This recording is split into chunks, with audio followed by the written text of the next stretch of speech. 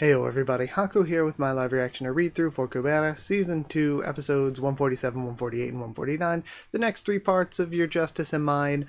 So I'm just going to stick with 3 chapters for now. 3 chapters is a slow pace, but at the same time, it's been nearly an hour every time. It's been kind of long videos anyway, so I'm just going to stick at this pace. I'm not really in a rush. I did an update video last week talking about Webtoon stuff, and the week before last, I knew it was going to be something where I told people, I was like, hey, I'm going to be busy earlier in the week. I didn't anticipate being as busy as I was, but I was like, if I do Kubera and ORV, I'll do it later in the week. Then when later in the week came around, I was like, I'd rather do other things. Then last week, I was actually just planning to do things Monday as usual, but things came up and I couldn't do it Monday. Then I tried on Tuesday but couldn't get myself to do it. So last week none either, but that was an unplanned week off. So now I'm here and I'm going to do things when I want to. I'm kind of, lying and going back on that a little bit because I'm like, I don't want to take another week off of Kubera. So I'm trying to do Kubera today. I just woke up. It's first thing the second I woke up sitting down to come record Kubera. So I'm trying to do this, then go do whatever I might need to do today. And then whenever I'm back, I will do ORV. So I'm going to try to do both today. Then I'll try to do a read through and review every day from here. So again, I'm kind of going back on the schedule I had talked about because I don't want to take another week off of Kubera and ORV because again, everybody was so kind, so awesome in that update video, and it's like, I really don't want to leave people waiting for forever for more Kubera and ORV stuff if they're waiting for Kubera and ORV stuff. But honestly, I just think I need to keep going, keep continuing, maybe get through this little bit of chapters back to some more like really great stuff, because I don't want to say that Your Justice and Mine isn't good, but it's like we were like killing it with some really intensely good stuff for a while, and then I think the past like 2 or 3 read-throughs I've been just kind of like we've really been. I've never minded the slow pace in Kubera because I'm like, oh, we're getting so much deep stuff with the characters, we're learning so much more. But over the past 2 or 3 read-throughs, it's like, okay, we got some Yuta and Lee stuff, but Yuta and Lee's are kind of in the same place, and, Yuta, since his development, isn't the most likable character. It's crazy that Kubera's a romance, but for, like, our main characters, their romances aren't the best. Like, Yuta is like, not purposefully physically abusive, but at the same time, I've had people in my comments calling him physically abusive, and it's like, okay, yeah, kind of, technically. And on top of that, he's just kind of mean and rude sometimes. Like, he's pretty much always not liking the way Lee's looks physically. So it's like you have to wonder, does he even like Lee's, or is it all just hormonal changes?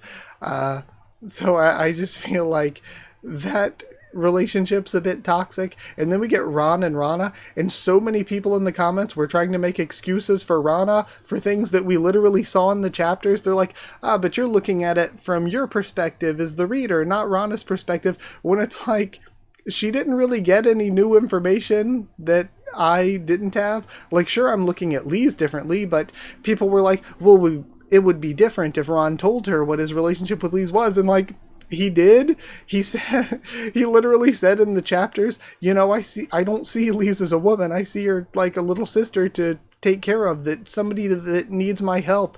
And she's like, oh yeah, well, what if it's like you're buying stuff for her? What if I bought stuff for another man? And it's like, again, Rana's not a serial killer or anything. Looking at Asha, she's not a serial killer or anything. But at the same time, if somebody treats you the way that Rana treats Ron, get out of there. Go. Like, that is a toxic, kind of abusive relationship.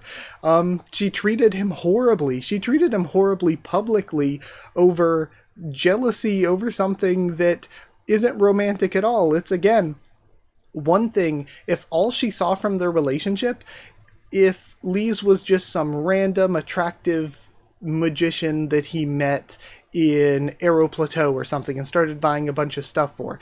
Then it's like, okay, she's jealous because she's been with Ron all these years, and now he's like giving gifts and all over this magician or whatever, but you clearly have gotten the information that she's going through a lot. You even see that she has this weird relationship with Yuta going on from when she was, when she needed healing and everything. You see that, like, Lise is in this very special case. She's very much an abandoned orphan, and Ron is trying to, like, do some nice things for her, so she at least has some nice things in her life. And then you're getting really jealous and mean and awful over that. So yeah, Rana's treatment of Ron is really bad. And again, it's another thing if you were open about your feelings for him, because Ron this entire time has felt inadequate toward her, like he's not good enough for her, and also he doesn't want to be in a relationship, or he's scared of being in a relationship where the aging happens at different paces. And she did not do anything until, last time, to say that, I like you too, or like the aging doesn't matter to me or whatever, even though it's something that still matters to Ron. I just think that she also didn't share her feelings with him, so how is he supposed to know any of this? But yeah, at the same time, her treatment of him was just really bad, treating him badly because of things that she didn't tell him, and also over things that he explained to her, and then she still treated him badly over, and things that are very clearly not romantic. And at this point makes me think, should it just be romantic? Should we just have Ron end up with Lise because Lise is in an awful relationship and Ron's in an awful relationship? Rana would probably be pretty pissy about it, but that's not that bad. Yuta, though, Yuta could go like serial kill, like Yuta could maybe murder them. Like, I don't think that Yuta's an awful person, but then again, he does routinely kill people to eat them alive because he has to, and also the way he treats Lise is exceptionally possessive. So it's one of those things where, and also he is very much dictated and controlled by his instincts in a lot of circumstances. So it's one of those things where, yeah, I don't know if we could trust Yuta anymore. Not 100%. But either way, we'll read these three and see where we are after this. But I do think the past few read-throughs has been, for me personally at least, and I think that's maybe also another reason why it's been tougher to read lately, is the past few read-throughs have maybe been the lowest point in the series so far for me, but we'll see where we go. And again, it's not like awful or anything, it's just that there are some things that aren't great that are being portrayed as good, and the pacing of it has been really slowed down. And again, that's usually not a problem because we're getting really good character development, but we really haven't gotten too much new stuff outside of like a little bit of Lorraine and Asha. So, starting with 147, hold on, let me make sure everything, okay, is showing up all right for you. We have casting of Hoti Marut, Asha cutting her hair, and then I guess maybe disguising herself. What just happened to your hair? If you really wanted to cut it, you should have just told me. It's dangerous to use a spell like that. Or is it less of a disguise type thing and more of Asha cutting the hair so that people won't be able to tell Hoteyama as much? Like the effects? What just happened to your hair? If you really wanted to cut it, you should have just told me. It's dangerous to use a spell like that. It's my way of strengthening my resolve, since there's a war coming soon. Using offensive spells is so dangerous that they could make me a target. It makes me ask myself whether I should really go on living like this. If I really didn't want a life like this, if I really wanted to stop all of this and live comfortable, then I would have made an unconscious mistake in my calculations and cut my own throat. Okay, Asha might be telling the truth here, like a self-test, but also, I just thought too, it might not be anything that crazy deep, more than what Asha's saying, because Asha had short hair before meeting Lise. Asha, what are you talking about? You don't need to be so careless with your own life just because you received a death sentence. What a line. It's not because of the death sentence, Lorraine. I've been cutting my hair like this for ages. From a very long time ago. Okay. That is... Okay, so it is like what Asha was saying. Because at any point, if Asha was off in her calculation, she would have taken her head off. So it's been just an act of resolve and a self-test this entire time, kind of. I'm gonna get my revenge. I can do it. Even if I can't, I'll make it work. It doesn't matter how. It doesn't matter how just the method is. In the end, I will be the victor. So maybe this is an oath to myself. On that day when I first cut my hair. And we get the flashback. I still haven't betrayed you. You were right then and you're still right now. So you don't need to feel guilty. Okay, really good. Also interesting, the color choice used here for Asha. Feels very green, feels very Kubera / Lee's-ish. Okay. And we do see the arm obscured or missing with young Asha. Part 2, Episode 147, Your Justice in Mind, Part 13. Answer, Iran, what are you doing? Those guys. I can't stay here. Let's go somewhere else, Rana. What? If you can hug me in front of all of those people, then you can give me the answer here. Hey, Iran, where are you going? At least give us an answer. He must be too shy to answer here. That's right, his answer must be something that can't be expressed in words. Man, it's only taken him 37 years to stop being a bachelor. I should have known. I don't see a single hottie. Roosh, how can you be scanning the crowd for hot guys, even in a situation like this? When we're at war, making my eyes happy at least helps me recharge my energy. True. You know, smart, big brain Roosh moves. In the world of Kubera, she's actually not really lying. Since when have you two been on such friendly terms?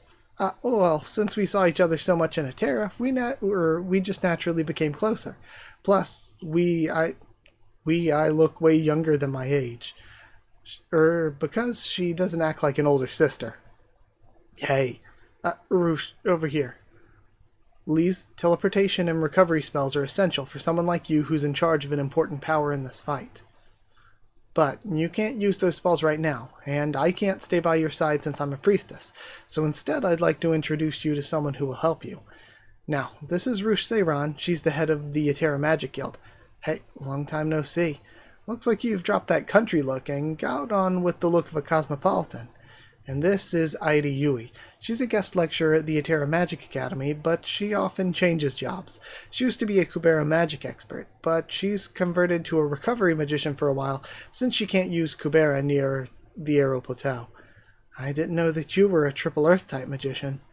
With a perfect birthday attribute to match your swordsmanship skills that got you first place on the test, you really are a born warrior. I can't believe I didn't recognize you sooner. If I had known before, I could have taught you stuff like spells or fighting techniques. Yeah, too bad. Things would have been very different if we had known each other more in Atera. Man, and this, because she would have maybe known her more in Atera if Asha had told her the truth about things. Oof. I'm sorry for the... And I like that the makeup version of Lisa's face, like, fits so well with the somber, deadpan expression. I'm sorry for the thing with Asha. Her fan club's a mess, but still, you must be more heartbroken than anyone since you were closest to her recently. Yeah, you're right. I'm very heartbroken. And then we have Mirha. What? You just want me to stay here? Or you want me to just stay here? I thought you wanted to be uninterrupted. I do, but this is the place where I used to give the oracles. No one can harm you, and even if someone tries to approach you, I can come right away. The fire here never goes out. This way, I can go and fight without worrying about you. That is smart, but maybe not the most comfy place for Brilith.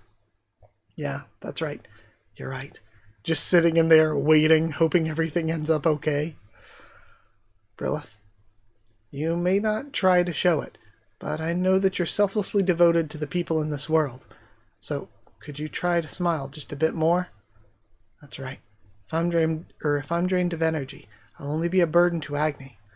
It's unfortunate, but I just have to do what I can do right now. Yeah, and this is harsh. I feel like Agni should be the safest character because he's a god, but at the same time, this makes me worried for him. Well, I'll be back with news of our victory, Priestess. Again, this is so worrying. This is very stressful.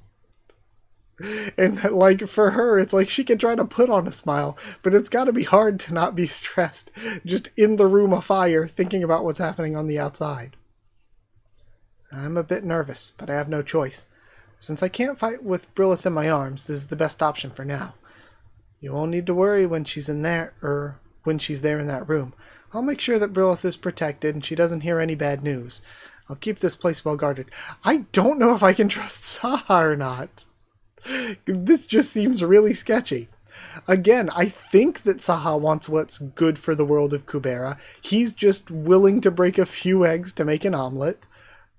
But, you know, when we have scenes like this, I don't know, this just feels kind of like suspicious. I should have recognized you sooner. I think I was too pessimistic about the way the humans would react when they found out that the Shuras are after Kubera. Is this a kind of prejudice too? Looks like I've been down in this world for too long. There wouldn't have been this misunderstanding if I had met Shurya just once when I returned to the Divine Realm last time. Or there could even be the chance that Saha is totally good, but Shurya is sketchy and has manipulated Saha. You must have been busy with something else at the time. That's right, at the time, Brilith's lifespan. No, never mind. Anyway, Saha, right? You won't have to see my face even after you die. You know this is a tremendous compliment and blessing, right? I'm flattered. No need to be so modest. All right, well, about the barrier I'll take on. That's it. The barrier of death looks the weakest. I'll take on that barrier. Tell the priest of death to go and fight. I think Claude might be less likely to go and fight than to take on the barrier. Claude is probably going to do his own thing, and it's going to be confusing once again as to what his goal is in the end. But either way, that's it for this chapter, and we do get to continue reading more. So before we do, let's check out the afterword. And also, I think I've noticed that on the wiki now, some of the translations for the afterwords are back on the wiki. Some of them are partially translated there, but I'm actually going to stick to going to Kubera's blog and like Google translating it. I'm going to stick to doing that just because even if the translate is Google translated, even if it's not perfect, I still know I'm getting the full thing, you know, with the images and everything. So I'm going to stick with it that way. And this one starts with, why am I forgetting your name? With Irie, with Irie and Roosh. It may seem like an odd match, but Irie becomes a healer in Aero Plateau because Kubera's magic doesn't work. The monologue, I'm the one who wins in the end, is a scene from part 1. The scene right before the haircut is part 2, episode 39. I tried to put the makeup scene in part 2, or episode 39 in the middle, but I took it out because the connection was weird. And then I like behind the scenes stuff like that, like some of that decision making with like pairing these scenes together to make the sort of panel and like showing what things were foreshadowed where. I like that sort of extra knowledge of how Kurigam's thinking about it. And then in the midst of all this, Roosh is looking at the handsome radar. Then I thought she was just looking away because it was mentioned that Asha was the one closest to Lee's, and that's why she was looking away. But then it must be hot with Brilith. And yeah, empathy 200. We still get to read more. I'm trying not to look at any sort of thumbnails at the bottom. So let's go read 148. 148 starts with this really, really nice shot of the city. Or I guess it's technically the temple. I don't have to manage the barrier? Yahoo! I never thought that having worse barrier skills than other priests would come in handy at a time like this. It feels like, did Kurigam take a week off to to like get some extra work in on this chapter, because I was thinking this shot of the town, and then I started assuming it was the temple because I could scroll down a little and see the manage the barrier thing.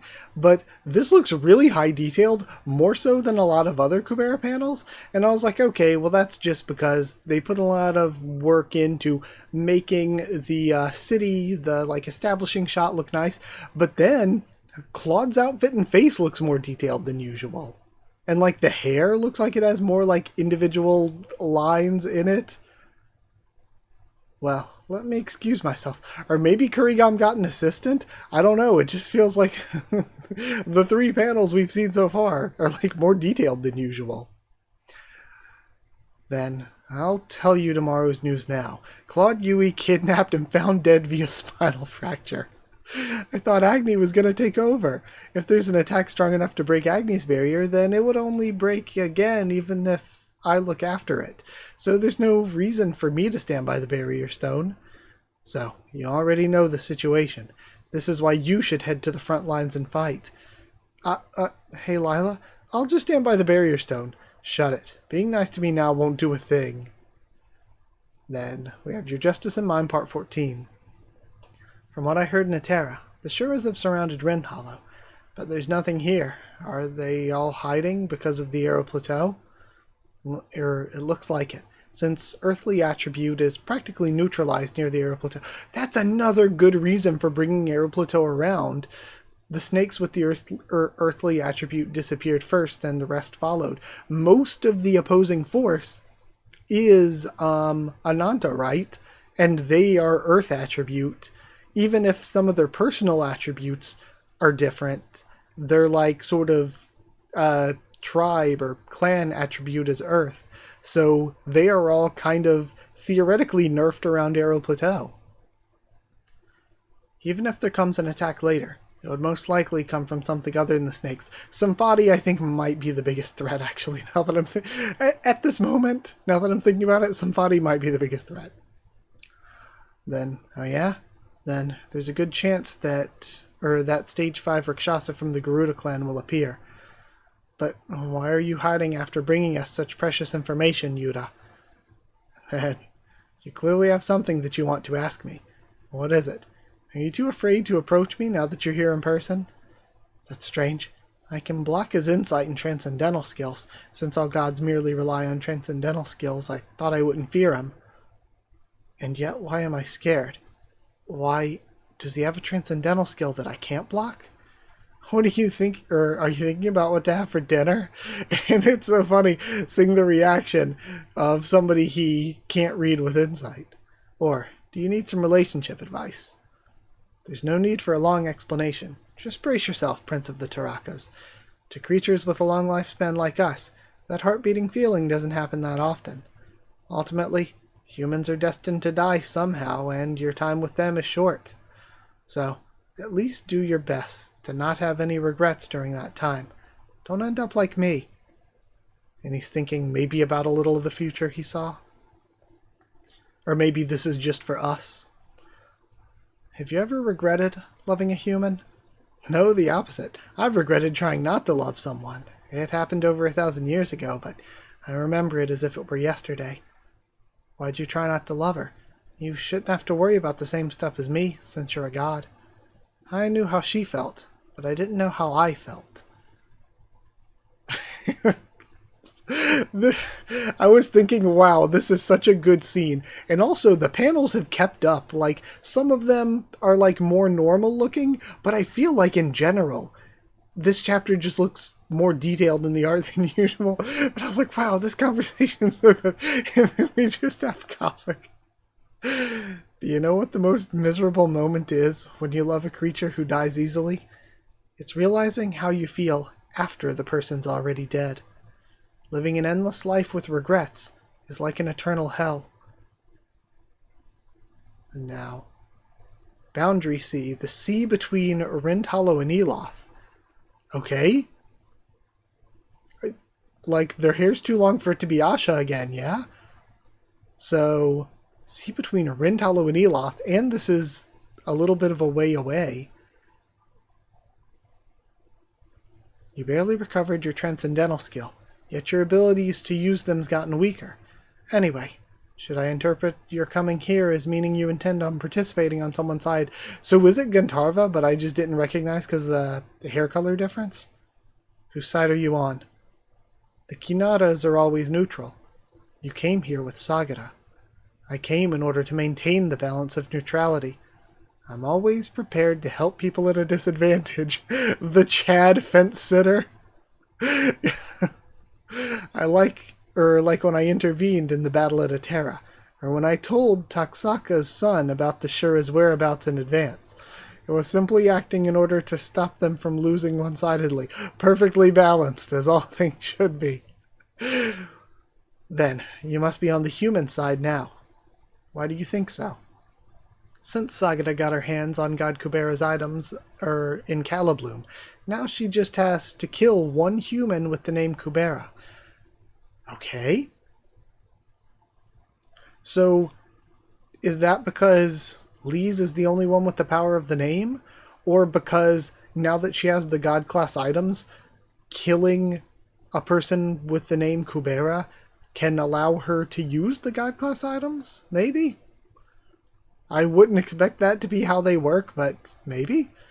Your target's very simple and clear, and the Shuras are stronger than ever with somebody working with them. In comparison, the humans are very weak. No, the humans may be weak individually, but their city's not weak at all. In fact, it's very strong in its current state, as long as that perfect barrier created by Agni doesn't break, that is. If you haven't made a final decision, you should keep an eye on how things play out afterwards. If the barrier breaks and one side is at a significant disadvantage, it won't be too late to intervene. Since there's nothing for you and I to gain, no matter who wins this fight, it would be good to make up an excuse for later instead of unilaterally helping one side. An excuse? Do you actually care about that kind of thing? You're an opportunist, not neutral. An opportunist? I'm not sure about that. Isn't that what you call people who stick with the winning side? Doesn't seem appropriate to call me an opportunist when I side with the people who are at a disadvantage. I really love this, actually. This is like full development kind of telling us who Chess is and what Chess's goals are, and I love it, actually. If anything, that word would suit you, since you turned a blind eye to the Anantas in crisis. You're in a very tragic situation right now. Anyone can see that it's an unfortunate situation to be in. However, I think it would be good to think a bit more about who made the decisive miscalculation that created this situation. And then we see Gantarva and... Okay, was that Urvasi? And I'm not sure who the next one is? Ananta's the type of is that part of their, if you can see my cursor, part of their, Shura body, though? Do they have, like, a goldfish tail? Because that would be adorable.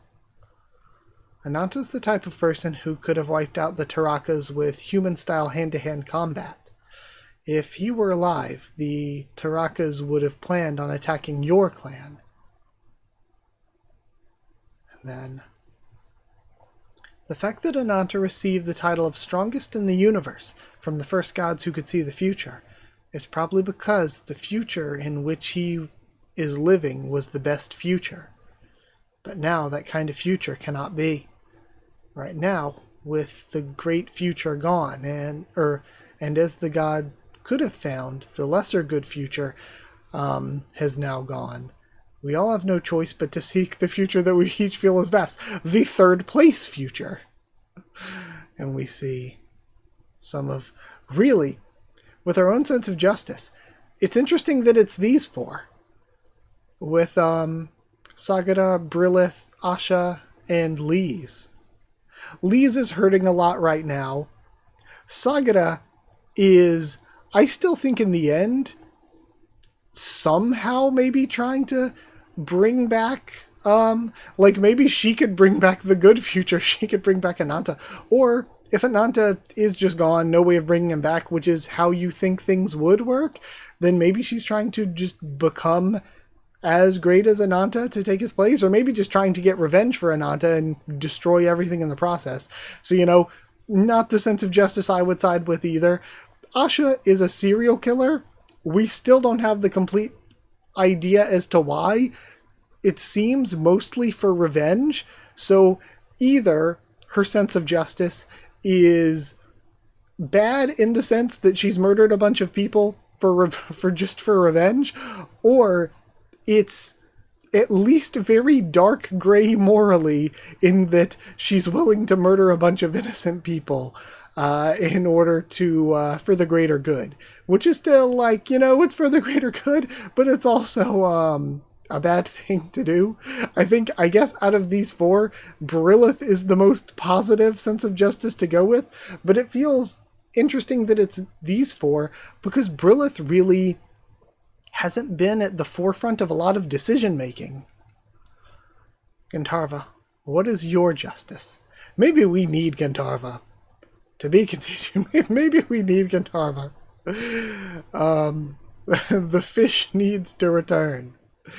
Either way, though, that was a really good chapter. I like all the different characters and the conversations we had there. That was really nice.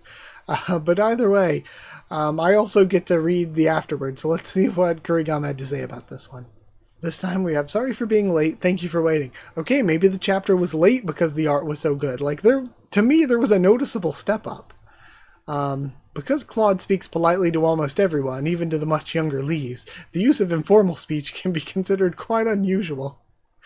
Then, Agni's girlfriend's quite old, since she died before Agni realized his love. Of course they had no children. I mean, quite old as in 1,000 years. That. Actually, if we were to define each character, there'd be a lot of characters, but it'd be impossible to draw them all, so I tried to draw only 4. I was thinking about who to include and who to leave out, and since there were exactly 4 female leads, I drew it like that. Sorry about the main characters. Okay, that makes sense then. That makes sense that we're just using the leads and we're using the female leads. Even though it feels like Brilith, like I mentioned, hasn't been at the forefront of a lot of decision making, but she can be here. Like, during the course of this battle, Brilith could, like, really show up and could maybe be the key to this working out in a not horrible way for everybody. We have 225 empathy.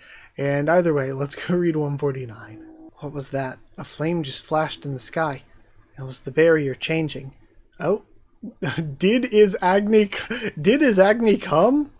Oh, it's a good thing that Agni's here. Rana, you won't have to worry so much. With him in the city, we should be pretty safe. Ron? About the bow of neutrality. My brother says that it requires a lot of vigor. My brother has more vigor than me, so he can fire it as much as he wants, but I can't. Don't change the subject, Ron. You didn't answer my question. Is he saying no? Was I too blunt? Is it because I said it in front of all these people? Did I look too different from usual? Did I make myself look too easy? Did I look inconsiderate for proposing in a situation like this? Was it ridiculous for me to be jealous of Ral's daughter? I mean, all of those first questions are kind of dumb questions. This is the first good question. It's like, did I look differently? Did I make myself look easy? No, the fact that you're thinking like that and those are the first things you're thinking of, like, it just makes Rana seem like such a vain person. But yeah, it was ridiculous of you to be jealous. Should I have played hard to get? No. Like, I really dislike Rana. Whenever I do another character ranking, she's going to be one of my most hated characters. Like, even thinking these things, it's like, wow, you are awful. I don't know. I should have at least read some books about relationships. Like, again, there are actual murderers in the series of Kubera. The thing is, like, her personality is the worst. It was a mistake to just emotionally blurt out what I was thinking without any kind of preparation. No matter how suspicious he was being, I should have held back and slowly asked him about it, or if I had at least asked Lise about it first. Rana, what did you first like about me? Huh? Honestly, I never thought that you liked me. Certainly not for 18 years. I had no idea you were even thinking about marrying me. 18 years. That means since I entered the Magic Academy. I was just a kid with a bad temper at the time, and yet you've only had your eyes on me since then? It's not like I'm attractive enough for you to fall in love with at first sight. Honestly, even my brother is taller, more handsome, smarter, and stronger than me. Ron, After I just went through the trouble of telling you how I feel. Are you doubting my sincerity? I mean, to be fair, yes? No, it wasn't doubt. I was just curious. Yeah. Then Ron, what did you like about me so much 18 years ago? Well, because everyone else was nothing compared to... I never said that I liked you. You're the one who liked me for 18 years. I never... Fine, then forget it. I'll take back my marriage proposal. Huh? Rana, wait, hold on. Your Justice and Mine, Part 15. There's a limit to how much beating a person's pride can take. I'm not sure whether it was my mistake for proposing at a time like this, or whether Ron's stupid response is the problem. Hold on, Rana? And he camerons into the wall. I actually like you. Wow, what's up with this wall? I just leaned against it, really. I didn't mean that. Anyway, Rana, I like you too. It's true that I've liked you for 18 years, but I've never thought that you liked me, so I was just so happy and I couldn't believe what I was hearing. I was just kind of shy. It's not at all that I was saying no to you, so please don't take back what you said before, okay? I really and then smack. Don't whisper that kind of thing in my ear. If you're done talking, let's head downstairs. Come to think of it, this isn't the time for this kind of thing. Hey, I'm not done talking yet, Rana. Your voice is what stopped me in my tracks 18 years ago. You'd be attractive even if you swore at me. Even if you might have called me an ugly duckling, but you made my heart flutter. Even if you might have... Okay. I felt like I'd probably die if you were to whisper that you love me. I can never tell him these kinds of things. Come on, you just told me to answer you. This fool's changes in mood are driving me nuts. And then... Aeroplateau turret number 1. Normally, the priest handles the turret along with the barrier. It's convenient that they automatically aim themselves and that the priest can operate them alone, but the problem is that it weakens the firing power. The power of the turret would be like tickling Mr. Cossack. Plus, if the barrier were to break, it'll deactivate the auto turrets. Since we foresee a war coming and have time to prepare, we have to prepare to operate the turrets manually. Smart, and I like the sort of extra info on how it works in more detail. This is the direction of the Aurora Forest, and this is the direction of the Boundary Sea. As the enemies are gathered in the Aurora, they'll probably mostly come from this direction.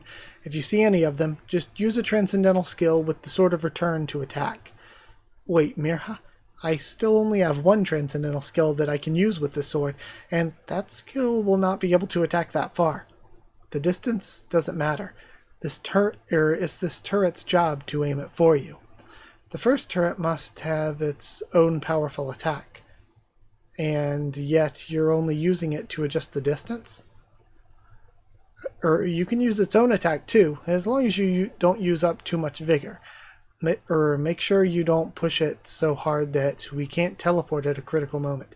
Okay, so again, more details on how it works. You can fire the turret's attack, or you can use the turret to fire your own attack at a distance. Okay. Who do you think I am? I know that much. This is my first time running a turret since my brief practice in the university. This is exciting. How many years ago were you in university? You're making me anxious, so I should just let go. I'm gonna do it. I love Roosh so much. Well, Lise, can you handle it? I'll try. Isn't Earth attribute neutralized in Aeroplateau? I really like Mirha as well, even though she's kind of just played a more caretakery role. We haven't really got deep into her character much recently. I still like Mirha, even though we've been out of her character for a little bit. And Irie, I think, has really grown on me too.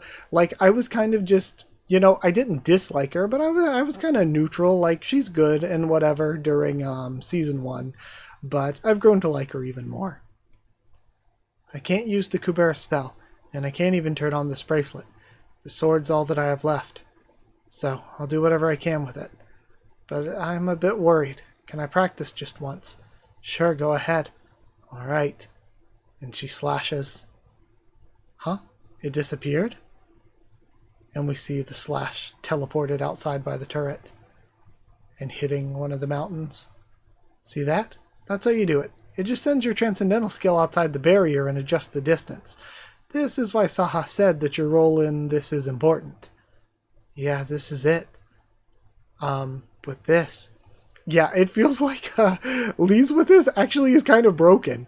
Like, if her attacks hit the Shuras and make them stop regenerating, and all she has to do is keep slashing at them and getting her attacks teleported into them, then Lee's is kind of broken. I may be able to win, even if that red bird appears this time. And we have Symphony. To be continued. Symphony, again, is the biggest threat because I potentially could see a situation where she just dive bombs into Aero Plateau and sends Aero Plateau falling onto the city below, which is kind of like, there are all these benefits to having Aero Plateau around. You know, keeping the Earth attribute Ananta at bay a bit. Having twice the amount of barriers. All of this stuff. Lots of benefits. The biggest downside is that if something happens to Aero Plateau and it gets destroyed, or whatever method keeps it afloat is unaffloated, then you're going to have an entire city worth of land falling on top of the city below. So that is the big negative. And I feel like Symphony is the biggest threat to the humans here. Like, even more so than like Sagara, because it feels like all of the Gnostica have been kind of nerfed, but Symphony just isn't nerfed in any way, and we don't know how her sky attribute will sort of work with the sky attribute of Aero Plateau's barrier, especially since Agni isn't covering either of Aero Plateau's barriers. He's covering one of Rentalo's barriers. But either way, that's it for this week. Had a lot of fun with it. But actually, I still need to read more. I still need to do the afterword. So let's go check that out. The afterword this time says, I leveled up, but the enemies are too strong. And then, as you all know, the reason Ron liked her at first was because she looked like the only woman among the that and that.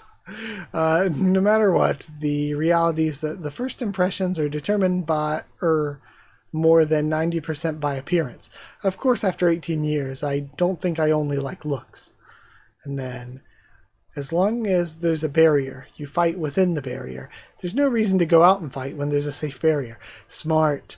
True. That makes using the turrets make more sense, because why send any of the magicians outside of the barrier to fight? That would just be asking to get the magicians killed when you don't have to. Just shoot from inside the barrier. And then it's the same technique as breaking the railing at the end of episode 8 of Falling Petals, I think was the actual translation. Empathy 188. Either way, I had a lot of fun. I think that last chapter, I think that 148 was the best of the three. That one was really good, but all three were good. This was fun. And I guess that's it. I'm going to go try to get this video done. Like I said, it's the first thing in the morning for me. Going to try to go do this. Going to hopefully do all of it before I get so hungry that I want to go eat something. And then I'll come back later today to do ORV. But yeah, thank you so much for being here. Thank you so much for being patient and all of the kind words and comments. Again, I've said it ever since I started Kubera, that the Kubera sort of fan base comments are, I think, probably the best I ever had. And I don't want to like disrespect any other group in that way. Like, ORV's amazing too. It's just that Kubera has just been a really big outpouring of love and support. So yeah, even though I do, like I said, Falling Petals has maybe been a bit of the weakest, kind of slowest part in the story for me personally so far. And again, usually I don't mind slow, because even if it's slow as in big things, like really huge things aren't happening, it's not slow in that we're always getting a bunch of these big character moments. This is the first that I felt like it was slow even in terms of character moments, where even in terms of character moments, I was like, okay, we're kind of just like it feels like they're spaced out a lot more than usual, and there's more long scenes that don't really give us much new. But even though, for me personally, I think this is the slowest section in the story so far, and even this was better than I think I said like the last read through or two. Even so, I also don't think it's the best section of 3 chapters I've had either. But either way, we're going to be getting to the actual conflict soon enough. And again, the conflict means more action, but it doesn't necessarily mean more character stuff. But you figure a lot of crazy stuff is going to be happening. Either way, though, I think that's all there is to say. So thank you, like I said, as always, and thank you for your patience. But if you did like the video, comment down there. Let me bring this up to tell me what you thought of these chapters, my thoughts and reaction. Subscribe for more Kubera, much more on the channel. Follow on Twitter if you want. If you want a link to the Discord server, it's free and open for anyone. If you would like to help support the channel by sharing or by dropping a super thanks, it's very much appreciated. If you would like to help support the channel and get your name at the end of videos, get One Piece videos a bit early, then you can hit join down below to become a member. Go to patreon.com/HakuOfTheTubes, or a link will be in the description to become a patron. Thank you to people who are already members and patrons. Thank you to chosen regulars Evan, Holly, and Bertie Booster, Magical Girls, FR Nono, J.A., who has just gotten a crown, and the D-Ban, Cheriton students, David Lingstaff, who has moved from bronze to silver, Slayer candidates, SG and Stan Cedar, and Pure Elements, Pate Ardial, and Delso the Storyteller. I'm pretty sure a few people are about to move up in the crown ranks here at the end too. But yeah, thank you all for being here. And I kind of get distracted looking out my window because the sky is looking kind of angry out there.